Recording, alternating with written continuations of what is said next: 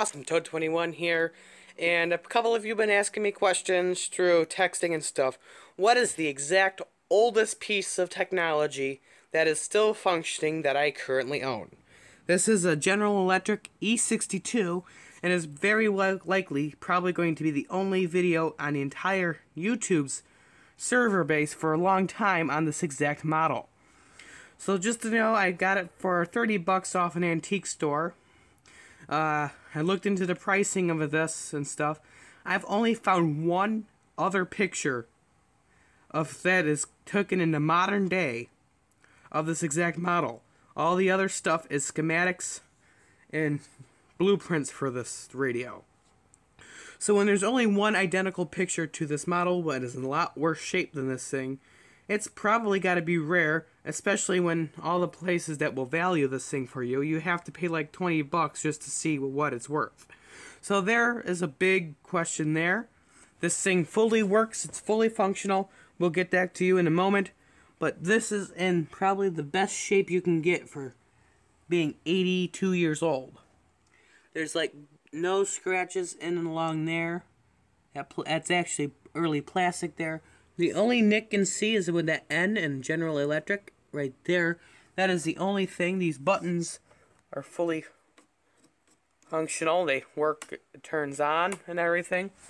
And when I was looking around, so right here you could see the insides of it. I don't know if this actually did come with a case because I don't see any like marker indicating where a case was.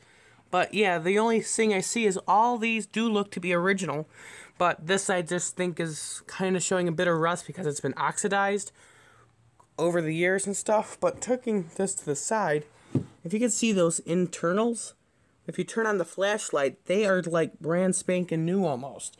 So this thing runs and works almost like it's brand new, even though the exterior of the insides do look a bit oxidized. But this probably was sitting in someone's storage or some grandma's home, never used for like over 60 years or so.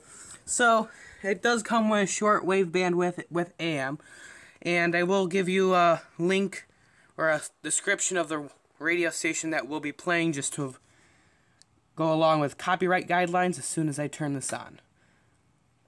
So we're going to be on AM, yep. Go ahead and turn that to that station just to show you that this thing works. The bullpen for the Seattle Mariners. Fifth inning, 2 on, 2 out, 4-0 Sox. Swing and a miss, and a ball in the dirt. Strike so it actually sounds pretty good, and it also comes with this tone button here. So if there's too much interference, this cuts it out a bit, so you can hear everything just fine. Jordan Baker says, no, I didn't hear so this is what we got going on. It can get other stations as well. This still works. So it looks like, so we have quite a good, we could get a good amount of stations with this. So let's go ahead and short it to shortwave, and I'll show you what this can do. See if we can pick up any shortwave.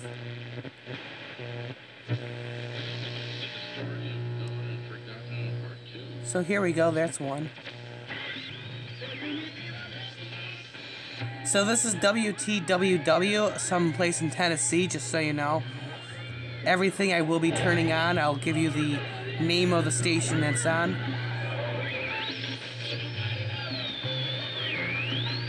So that's WTWW, so it does get a good amount of variety for being 82-year-old.